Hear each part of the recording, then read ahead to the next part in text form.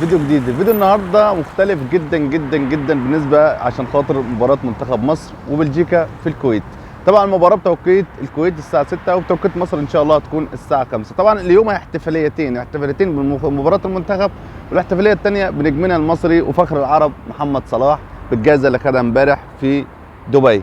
طبعا انا حاليا عمال ادور كده عايز اشتري علم مصر بس للاسف مش لاقي، فان شاء الله اوصل الملعب باذن الله ونلاقي علم مصر هناك. فالنهارده طبعا اصور لكم كل حاجه قبل المباراه واستعداد الجماهير وكل حاجه بتحصل قبل المباراه على السريع. لو انت اول مره بتشوفني اشتراك في القناه، ولو بتشوفني على الفيسبوك اعمل فولو.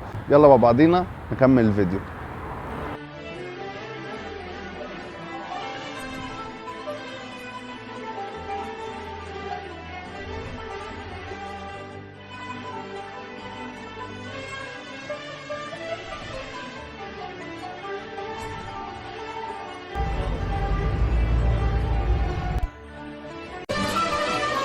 مفيش في الدنيا أغلى من وطن، ده الكل عندي.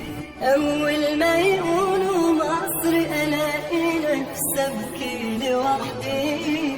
أتحدى أنا أي حد يحبنا في الكون ده قدي. مفيش في الدنيا أغلى من وطن. تعرف محمود علاء؟ محمود علاء بتاع نادي الزمالك. محمود علاء مو صلاح بس؟ مو صلاح بس. محمود علاء. محمود علاء. زيزو زيزو. زيزو زيزو. قفشه قفشه. قفشه قفشه. اهلي اهلي.